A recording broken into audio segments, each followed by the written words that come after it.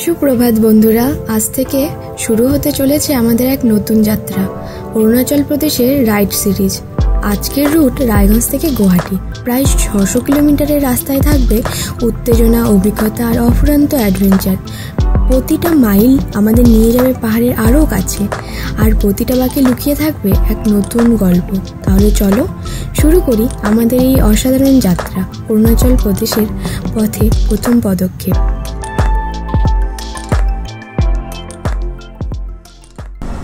Good morning guys. তো আমরা এখন রয়েছি পূর্ণিয়া মোড়ে, আর আজকে আমরা যাচ্ছি হচ্ছে দ্য ল্যান্ড অফ রাইজিং সানের জায়গায়। কোথায়? অরুণাচল প্রদেশ। তো এখন বাজে 4:42। আমাদের 3টায় বেরোনোর কথা ছিল, 4টায় বেরিয়েছি, 1 ঘন্টা লেটে, কিন্তু কভার করে নিচ্ছি ঠিকঠাক, ভালো স্পিড মেনটেন করতে পেরেছি। সামনে কি অপেক্ষা করছে সেটা এখনও জানি না, কারণ শুনতে পেয়েছি রাস্তা প্রচণ্ড খারাপ রয়েছে। তো চলো দেখি রাস্তা কেমন রয়েছে, সব আপডেট তোমাদের সাথে শেয়ার করব। কোথায় যাচ্ছি, কোথায় স্টে করছি, আজকে কতটা রাইড, পুরো ডিটেলস তোমাদেরকে দেব। তো চলো দেখতে থাকো দীপার চ্যানেল, মানে এক্সপ্লোর উইথ দীপা। এখন রয়েছে সূর্যপুর টোল প্লাজা। এরকমই অন্ধকার অন্ধকার হয়ে আছে, আর এখন বাজে তোমার 4:51। আর এখানে ও রয়েছে, সানি, রজতদা। এখানে আমি জানি দেখা যাচ্ছে না, তবে আমাদের অরুণাচল প্রদেশে যাওয়ার ফার্স্ট দিন।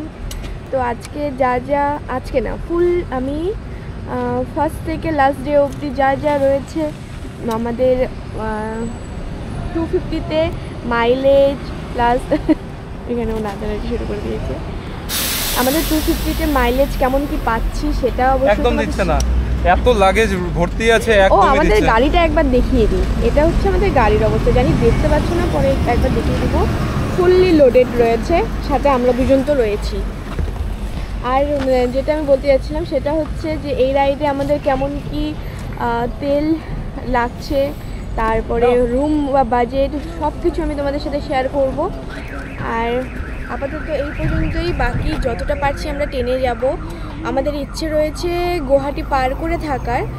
তো দেখি কেমন কি হচ্ছে। যদি আমরা তাড়াতাড়ি গুয়াহাটি পৌঁছে যাই তাহলে বেরিয়ে যাব, আর যদি সন্ধ্যা বা রাত্রি হয়ে যাচ্ছে তাহলে হয়তো গুয়াহাটিতে স্টে করতে হবে, কোনো উপায় নেই। আর আপাতত সানির একটু লাগেজের প্রবলেম হচ্ছিলো দেখে আমরা এখানে দাঁড়ালাম, নাহলে দাঁড়াতাম না। তো বাকি চলো, তোমাদের যেখানে দাঁড়াবো সেখান থেকে অবশ্যই শেয়ার করব। আর এখন একটু যেহেতু ওয়েদারের জন্য একটু ইস্যু রয়েছে, এবার অনেকেই বলছে খারাপ রয়েছে ওয়েদার, অনেকেই বলছে ভালো। যাই হোক, সেই আপডেটটাও তোমাদের সাথে শেয়ার করব, যে কেমন কি রয়েছে, তোমরা আসতে পারবে না পারবে না, সব কিছু শেয়ার করে দেবো তোমাদের সাথে। তো বাকিটা আমার সাথে দেখতে থাকো। তো এখন বাজে 5:18, আর আমরা এখন রয়েছি হচ্ছে কিষানগঞ্জ, পৌঁছে গেছি এই মুহূর্তে। আর সকাল হচ্ছে, ওই সাইডে সূর্য উঠছে। তো তোমরা এই ব্লগে দেখতে পাচ্ছ এখান থেকে সূর্য ওঠা, নেক্সট ব্লগে তোমরা দেখতে পারবে সূর্যটা উঠছে ঠিক অরুণাচল থেকে, যেখানে সূর্য প্রথম ইন্ডিয়াতে প্রথম সূর্য উদয় হয় হচ্ছে অরুণাচল প্রদেশে। এই জন্যই তো নাম পড়েছে the land of rising sun. তো রাস্তার আপডেটটা তোমাদেরকে দিয়ে দিই। কিষানগঞ্জ তো আমরা পৌঁছে গেছি, রাস্তার আপডেট তোমাদেরকে বললামই না। যেটা অবস্থা ডালকোলা টু কিষানগঞ্জ, রাস্তার অবস্থা ভালো, কিন্তু কিছু কিছু জায়গায় হঠাৎ করে এরকম গর্ত, আর এর থেকে বড় বড় গর্ত আছে। রাস্তার ধারে এই লাইটগুলো কি সুন্দর লাগছে না?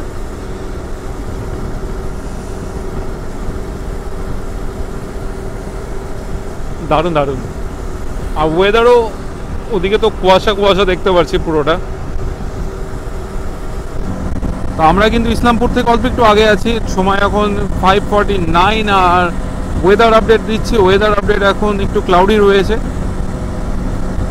দেখা যাক সামনে কি আছে। সামনে তো শুনতে পাচ্ছি পুরো ওয়াটার লগিং রয়েছে, এখন কতটা কি রয়েছে সামনে গেলে দেখা যাবে।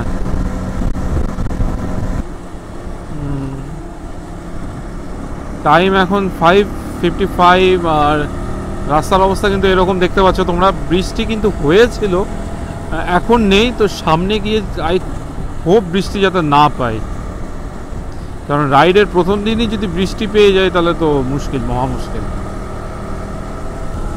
সামনে আকাশের অবস্থাটা একবার দেখো, 3টা লেয়ার হয়ে গেছে। এখন ইসলামপুর পার করে দাঁড়িয়েছি, আর এরকম ওয়েদারের অবস্থা, পুরো বৃষ্টি পড়ছে। এখন আমরা ভাবছি রেইনকোটটা পরে নিব। আমি অলরেডি পড়া শুরু করে দিয়েছি, রজত মনে হয় রেইনকোট পরার জন্য দাঁড়িয়ে গেছে। এবার আমরা ভাবছি যে পরে নিবো, কারণ এইরকম ওয়েদারের অবস্থা, মেঘলা হয়ে আছে আর বৃষ্টি তো পড়ছেই। কিন্তু আমার মনে হয় না বৃষ্টি ওয়েদার মানে রেনকোট পরতে হবে। দেখ না না, সামনে বারবার করে থামবা, বারবার করে রেনকোটটা পরে নি নাকি? পরে নাও একবারে। ঠিক আছে। আমরা রেইনকোটটা আপাতত পরে নিই, বাকি এগিয়ে যাবো। আর তোমাদেরকে বাকি ওয়েদার আপডেট আরো যা যা রয়েছে সব তোমাদের সাথে শেয়ার করতে থাকবো। বৃষ্টি আর আমাদের সম্পর্কটা না মানে জন্মান্তরের, কারণ প্রত্যেকটা রাইডে বৃষ্টি না হলে আমাদের রাইডটা কমপ্লিট হয় না। আর অ্যাজ ইউজুয়াল বৃষ্টি নেমে গিয়েছে, প্রথম দিন কেবল রাইডটা শুরু হলো জাস্ট, আর এই অবস্থা। এখন কিন্তু রয়েছি আমরা চোপড়াতে। ইসলামপুরটা ক্রস করার পরে এরকম বৃষ্টি নামা শুরু হলো। এটাই তো বিরক্তিকর জিনিস লাগে। তো এখন কিন্তু আমরা রয়েছি বিধাননগরের কাছে, বিধাননগরেই রয়েছি। আর এদিকে কিন্তু বৃষ্টি একদমই নেই, পুরো ঝলমলে রোদ উঠে গেছে, রাস্তা একদম ড্রাই রয়েছে। পিছনে কিন্তু প্রচণ্ড পরিমাণে বৃষ্টি হচ্ছিল। আর এরকমটা থাকলে তো খুবই ভালো, কারণ প্রথম দিনই বৃষ্টি কে চায় ভাই। এই মুহূর্তে আমরা কিন্তু রয়েছি ঘোষপুকুর টোল প্লাজার সামনে। সময় এখন 7:23। আর এবার কিন্তু আমরা শিলিগুড়ি ঢুকছি না, ডাইরেক্ট ঘোষপুকুর থেকে ডান দিকে চলে যাব ফুলবাড়ির উদ্দেশ্যে। তো আমরা কিন্তু এখন আর শিলিগুড়ি গেলাম না, আমরা সোজা চলে গেলাম ঘোষপুকুরের উদ্দেশ্যে, মানে ঘোষপুকুর বাইপাস দিয়ে আমরা চলে যাব ফুলবাড়ির উদ্দেশ্যে। এই মুহূর্তে কিন্তু আমরা তিস্তা ব্যারেজের সামনে রয়েছি, এখন 7:40 বাজে। আর সামনে দেখা যাক জল কেমন রয়েছে সামনে। এই সাইডে কিন্তু শুকনোই রয়েছে, আর এই সাইডে কিন্তু জল রয়েছে। জল মনে হয় খোলেনি গেট, ওই জন্য জল কিন্তু ওদিকে ভালোই আটকানো রয়েছে। আর এদিকে রাস্তার অবস্থা কিন্তু এরকম একদম। সামনের ট্রাকটা এক্ষুনি পাল্টি খেত না, খাইনি। আরে যেভাবে মানে এদিক আর ওদিক হলো ভাই, এটা থেকে ওভারটেক করি আগে, না দরকার নেই ওভারটেক করা। Of road mode.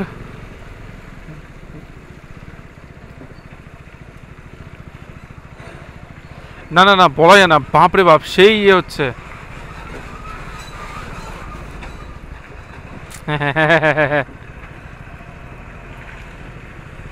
মানে কল্পনা করতে পারো না কি হারে দুললো ট্রাকটা। মানে ও দাঁড়িয়ে গেল, হুট করে দাঁড়িয়ে গেছে একদম। ও বেচারা নিজেও ভয় পেয়ে গেছে।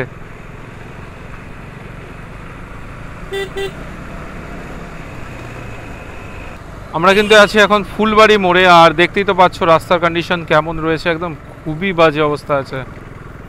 সামনে যদি চলে যাওয়া যায় তাহলে কিন্তু বাংলাদেশ বর্ডার, আর আমরা চলে যাব হচ্ছে বাঁ দিকে টুয়ার্ডস জলপাইগুড়ি।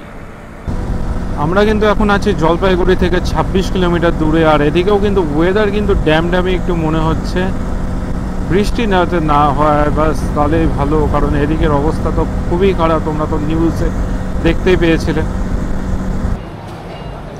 আমরা এখন আছি জলপাইগুড়িতে, এটা ফাটা পুকুর বলে সেখানে। তো আমাদের ব্রেকফাস্ট যেহেতু হয়নি, তো ব্রেকফাস্ট করব এখান থেকে। এটা হচ্ছে হোটেল 16 আনা। তো আমরা এখানেই ব্রেকফাস্ট করব। এখানে ওরা একটুখানি ইন্টারকমের কাজ করছে। বাকি আমাদের ব্রেকফাস্টের জন্য বলা হয়েছে রুটি সবজি। খাওয়া দাওয়া করে তারপরে এগিয়ে যাবো। আমাদের দাঁড়ানোর কথা ছিল ঝাঁঝাঙ্গিতে, কিন্তু প্রচণ্ড খিদে পেয়ে গেছে আর বৃষ্টির জন্য একটুখানি লেটও হয়ে গেছে। আপাতত এইদিকে বৃষ্টিটা নেই, রৌদ্র রয়েছে। তো আমরা এখান থেকে খাওয়া দাওয়া করে তারপরে আবার বেরোবো। এখানে চলে এসছে আমাদের ব্রেকফাস্ট। এটা হচ্ছে আলু মটর পনির দিয়ে বানানো একটা সবজি, সাথে রয়েছে রুটি আর পেঁয়াজ রয়েছে। সব খাওয়া দাওয়া হচ্ছে, তারপর খেয়ে দিয়ে বেরিয়ে যাবো আবার। এখনও প্রচুর রাস্তা বাকি, কিন্তু বৃষ্টির জন্য আমাদের মানে রাইডটা একটু স্লো হয়ে গেল। না তাছাড়া এতক্ষণ ভালোই এসেছি, বলো। চলো তাড়াতাড়ি খেয়ে নিই, তারপর দেখা হচ্ছে।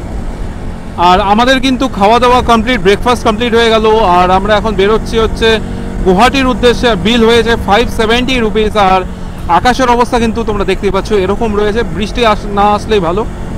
তো চলো একদম সোজা রাস্তায় দেখা হচ্ছে কি আপকামিং কি কি আসছে তোমাদের সব কিছু দেখাবো। সামনে কিন্তু কলকাতা হাইকোর্টের কাজ কিন্তু অলমোস্ট কমপ্লিট হয়ে গেছে। কবে থেকে রানিং হবে তোমরা যদি জানো তো কমেন্ট বক্সে অবশ্যই জানিও। তিস্তা নদীতে কিন্তু জল ভালোই রয়েছে, জল বেড়েছে হয়তো। আমরা কিন্তু প্রতিবার খাই হচ্ছে এই সামনের এই পাংখাওয়ালা ধাবাতে। তো আমরা কিন্তু সামনেই ব্রেকফাস্ট করে নিয়েছি, প্রতিবার এখানেই দাঁড়াই, এবার কিন্তু দাঁড়ালাম না। আর ওয়েদার কিন্তু এখন দারুণ রয়েছে, রোদ রয়েছে বেশ। তো এখন যেটা প্ল্যান রয়েছে সেটা হলো ধূপগুড়ি থেকে বাঁ দিকে নেবো আমরা, সোজা যাব না, সোজা গেলে রাস্তা প্রচণ্ড খারাপ রয়েছে আর ডিস্টেন্স কম সোজা, কিন্তু রাস্তা খারাপ। তো আমরা ডুয়ার্সের ভেতর দিয়ে মানে ফরেস্টের ভেতর দিয়ে যাব। বাঁ দিকের ওদিকে দেখো কত কাশফুল, ওইদিকে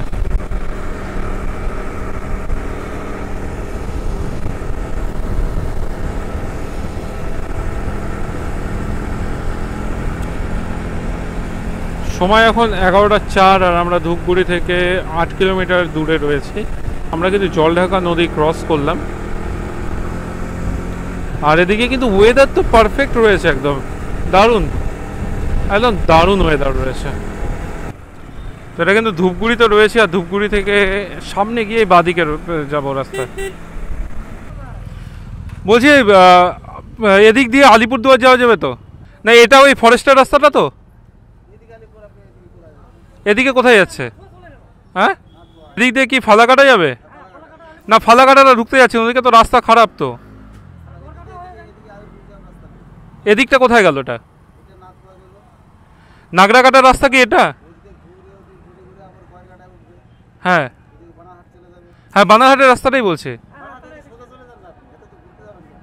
সোজা।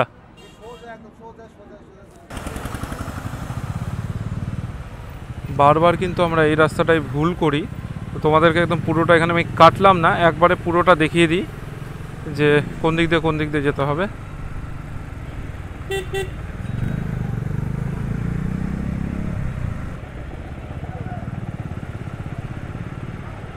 এই যে সামনে লেখা রয়েছে বীরপাড়া, আমরা কিন্তু বাঁ দিকে যাব।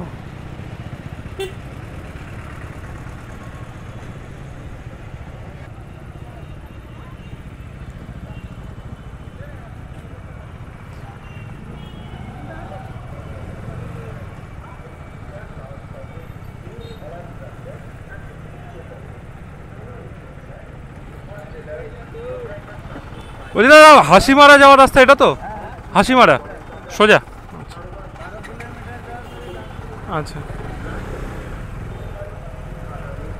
তাহলে আমাদের বাঁ দিকে যেটা রাস্তা নিয়েছিলাম সেটা কিন্তু না, সোজা এই সাইডে দেখা যায় কাশফুল ফুটে আছে। আর একটু পরে শুরু হবে কিন্তু ফরেস্টের রাস্তা, the most scenic route. Guwahati কিন্তু এখান থেকে 371 কিলোমিটার দূরে রয়েছে আর আমরা এখন রয়েছে এই মুহূর্তে বিন্নাগুড়িতে। তো ফাইনালি ডুয়ার্সের রাস্তায় চলে এসে, ওই সাইডে ট্রেন যাচ্ছে, দুই সাইডে চা বাগান রয়েছে আর সামনে জ্যামও রয়েছে। আরে বাপরে ব্রিজ তো বসে গেছে।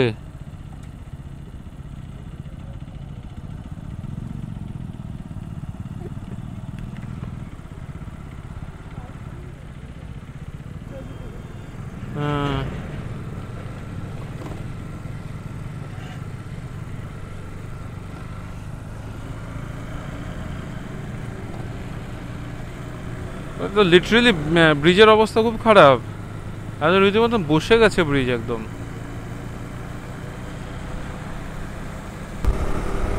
Welcome to Jaldapara.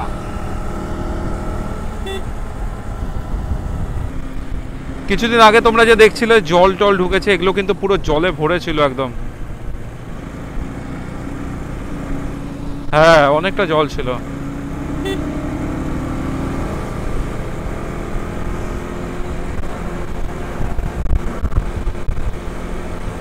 আর এই এরিয়াটাতে কিন্তু হাতি প্রচুর বেড়ায়, পুরো কাদা জল, একদম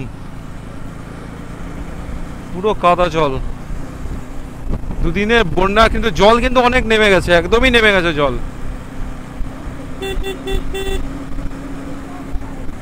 হ্যাঁ জল কিন্তু নেমে গেছে। তো ফাইনালি আমরা কিন্তু আলিপুরদুয়ারে এসে পৌঁছে গেছি। এবার আর আলিপুরদুয়ারের ভেতরে দিয়ে ঢুকবো না, এবার একদম সোজা বেরিয়ে যাব গুয়াহাটির উদ্দেশ্যে।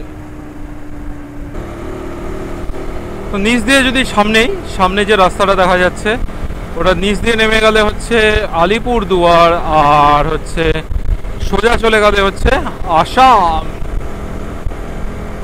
চলো সামনে গিয়ে দেখাচ্ছি।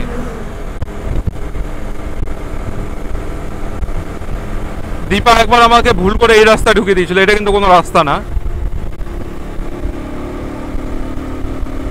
ম্যাপ এটা দেখায়নি, ম্যাপ সামনেরটাই দেখিয়েছিল, তুমি ভুল করে এই রাস্তা ঢুকিয়ে দিয়েছো, ভাঙ্গা ব্রিজের উপর দিয়ে গিয়েছিলাম। অ্যাকচুয়ালি এটা আগে রাস্তা ছিল।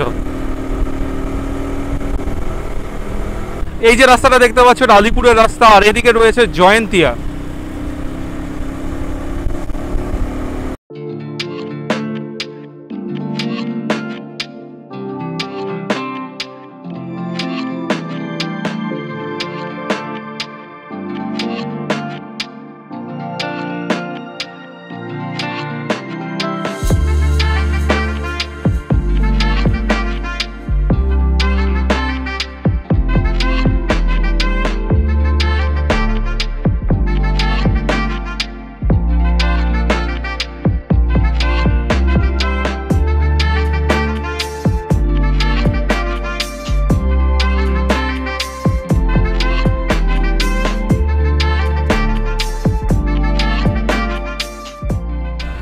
এই রাস্তাটা না জীবনে ঠিক হবে না। লাস্ট টাইম ওই মেঘালয় রাইডে এই রাস্তায় আমার টায়ারটার অবস্থা খারাপ হয়েছিল।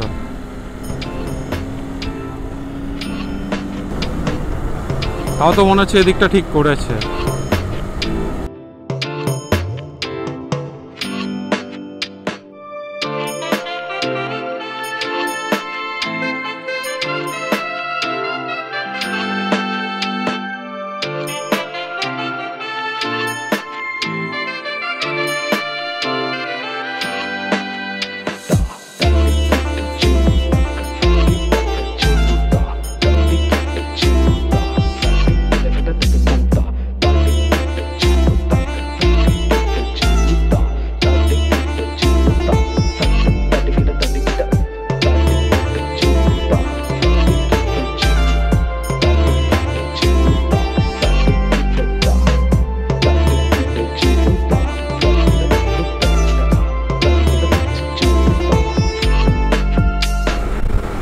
জায়গাটা মনে আছে তোমাদের?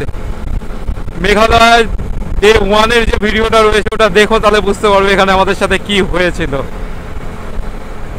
টাইমটা মেবি এরকমই ছিল। সামনে যে টোল প্লাজাটা আছে, টোল প্লাজার কিন্তু একটা বিশেষত্ব আছে, চলো সামনে গিয়ে দেখাচ্ছে।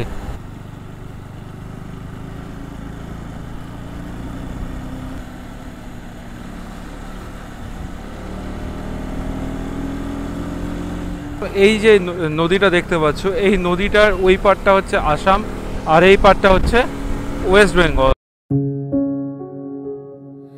মনে করে আসাম যাব, আসাম গেলে তোমায় পাবো। মনে করে আসাম যাব, আসাম গেলে তোমায় পাবো। বাবু বলে খাম কাম, সাহেব বলে ধরিয়ান, আর সর্দার বলে লিব পিঠের চাম। এই যদুরাম ফাঁকি দিয়া চলাইলি Assam. So finally we are entering, हम लोग एंटर कर चुके हैं the Assam, the gateway of north east.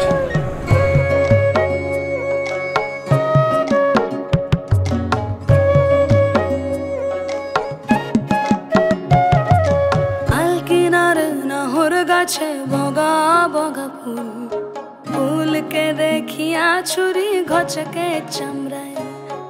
আলগিনার নাহর গাছে বগা বগা ফুল, ফুলকে দেখিয়া ছুরি ঘচকে চামড়ায়। মনে করি আসাম যাব, আসাম গেলে তোমায় পাবো। মনে করি আসাম যাব, আসাম গেলে তোমায় পাবো।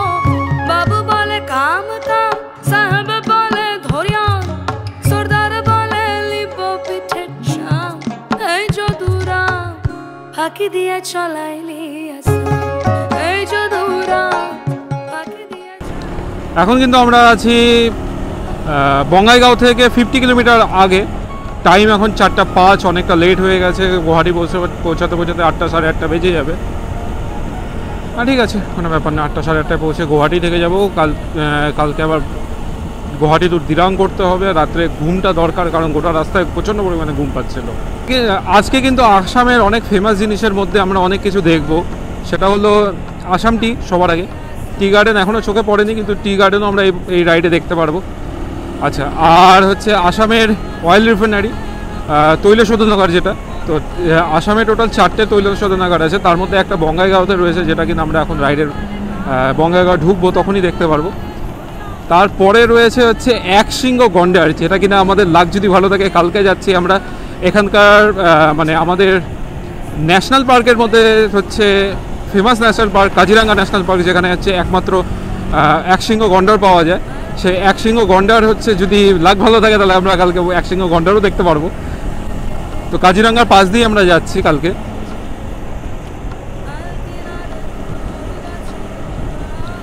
হ্যাঁ, আর এর আগের ব্লগে তো তোমরা এখনও ওটা কমপ্লিট করিনি, ওটা তোমরা দেখতে পারবে।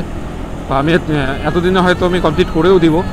কামাখ্যা টেম্পল, যেটাতে এর আগের বার গিয়েছিলাম। এইবার যেতে পারবো কি না জানি না, তবে চেষ্টা করব আসার সময়। যদি একবার হয় তো যাব। এবার চান্সেস কম রয়েছে যাওয়ার। হ্যাঁ, আর এখানে তারপরে আরও একটা জিনিস আমরা দেখেছিলাম, সেটা হলো দশমীর দিন আমরা প্রথম মেঘালয় যখন আমরা গিয়েছিলাম 2023-তে যখন আমরা ফার্স্ট মেঘালয় গিয়েছিলাম, 2024-এ না, 2023 যে মেঘালয় রাইডটা হয়েছিল আমার আর সানির আর দীপার। দশমীর দিন আমরা এসেছিলাম হচ্ছে গুয়াহাটিতে। আমরা ছিলাম কিন্তু ব্রহ্মপুত্র নদের একদম পাশে একটা দারুণ একটা হোটেলে। সেখানে কিন্তু আমরা বিসর্জন পর্যন্ত দেখেছি। তো আসামে কিন্তু আমরা অনেক কিছুই এক্সপ্লোর করে ফেলেছি, আরও অনেক কিছু এক্সপ্লোর করা বাকি আছে। তোমরা যারা আসাম থেকে রয়েছো, আমার ভিডিও যারা দেখছো আসাম থেকে, তারা একবার হাই বলে দিও। আর অবশ্যই আমাকে কমেন্টে জানিও যে আসামে আর কি দেখার জিনিস রয়েছে। আই নো অনেক কিছু দেখার জিনিস আছে, একবার অবশ্যই আসবো গোটা আসামটাকে এক্সপ্লোর করার জন্য। তার আগে তোমরা একবার কমেন্টে অবশ্যই জানিও যে আসামে কি দেখার জিনিস রয়েছে। সেই জিনিসগুলো যেগুলো আনএক্সপ্লোর্ড রয়েছে, সেই জিনিসগুলো অবশ্যই কভার করব, অবশ্যই দেখতে আসবো। তো তখন তেল লেগেছিলো 1110 টাকার, আর এখন তেল লাগলো 698। সময় এখন 5:12, আর আমাদের কিন্তু ফিউল আপ হয়ে গেল। সেকেন্ড ফিউল আপ আমার গাড়ির, আর রেঞ্জ ভালোই দিচ্ছে। আর এখনও পর্যন্ত বঙ্গাইগাঁও আমরা পৌঁছাইনি। ঠিক আছে, কোনো ব্যাপার না। আজকে তো এমনিও গুয়াহাটি অবধিই থাকবো, তো চাপ নেই। পৌঁছাবো একটু রাত করে পৌঁছাবো। এই যা 8:30 9টা, 8:30 9টা কোনো রাত না অ্যাকচুয়ালি। আর আমাদের তো নাইট রাইডের আদত হয়ে গেছে একদম। আমরা কিন্তু বঙ্গাইগাঁও পৌঁছে গিয়েছি, আর এই পাশে রয়েছে বঙ্গাইগাঁও অয়েল রিফাইনারি সেন্টার। আর ওই দেখো সাইডে, ওখানে একটা চুল্লি থেকে আগুন জ্বলছে রীতিমতন। ওই দেখো, দেখা যাচ্ছে কিনা ক্যামেরা জানি না। এই ফ্লাইওভারটা নিচ দিয়ে আগে যাওয়া আসা করতাম আমরা, এখন কিন্তু ফ্লাইওভারটা হয়ে গিয়েছে। এর আগের বার যখন এসেছিলাম তখন কিন্তু এই ফ্লাইওভারটা তৈরি হয়নি, কিন্তু এবার কিন্তু এই ফ্লাইওভারটা তৈরি হয়ে গিয়েছে। যাক, ভালোই হয়েছে। আর এই ফ্লাইওভারের জন্য জ্যামও লাগতো, বাপরে। আমরা কিন্তু এখন বঙ্গাইগাঁও ক্রস করছি, আর ওই সাইডে চাঁদ আর ওই সাইডে পাহাড়। কি অমায়িক দৃশ্য লাগছে একদম, দেখো তোমরা। অ্যাজ ইউজুয়াল আমাদের কিন্তু নাইট রাইড শুরু হয়ে গিয়েছে। আমরা আসবো, নাইট রাইড হবে না, এটাকে হতে পারে? অন্ধকার হয়ে গিয়েছে, 5:56 বাজে। মোটামুটি ডার্ক হয়ে এসেছে, পুরো ডার্ক হয়ে গেছে। কিছু খেতে হবে, খিদেও পেয়ে গেছে ভালোই, কারণ দুপুরে তো খাওয়া দাওয়া হয়নি, সেই 9টার দিকে খেয়েছে। ঠিক আগের বছর এরকম টাইমেই 6টার সময় আমি আর দীপা একা এই রাস্তা দিয়ে আসছিলাম। একটা মিসহ্যাপ হয়েছিল সেটার জন্য। আর আজকেও ঠিক, আজকে একা না, আজকে সবাই আছে। এখন চলে এসে আমাদের ডিনার প্লাস লাঞ্চ। আমাদের লাঞ্চ হয়নি।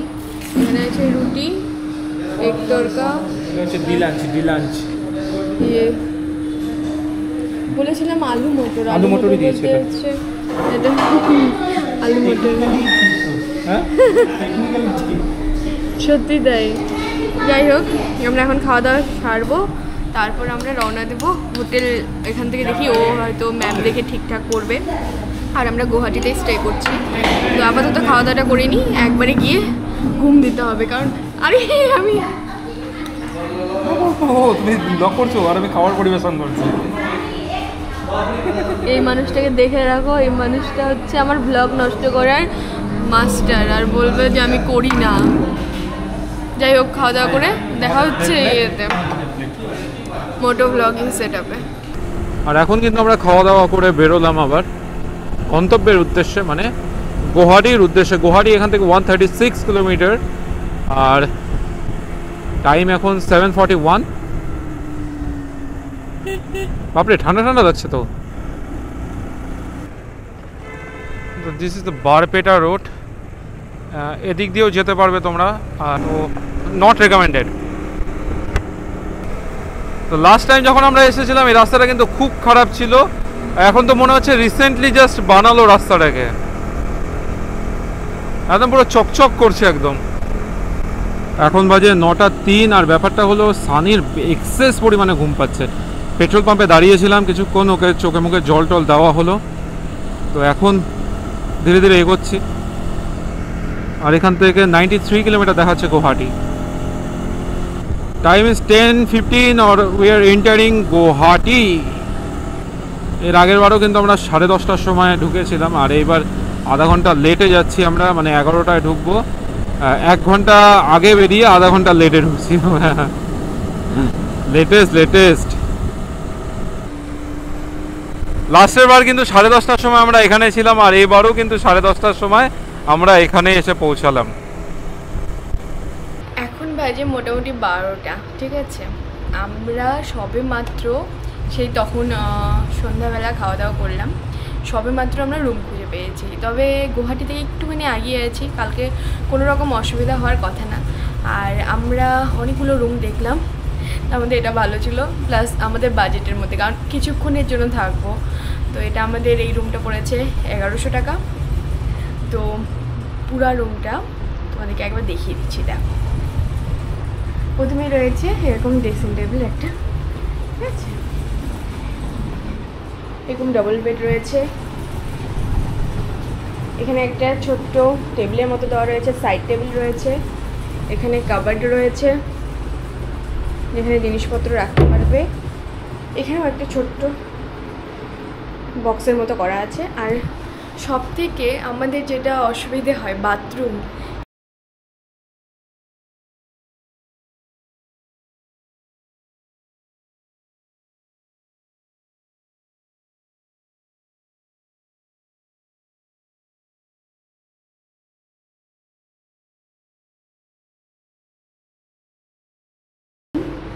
বেশ ভালো, একদম পরিষ্কার পরিচ্ছন্ন। তো 1100 টাকায় আমরা ভালো ডিল পেয়ে গেছি। আর আজকের ব্লগটা এই পর্যন্তই, কালকে আবার দেখা হচ্ছে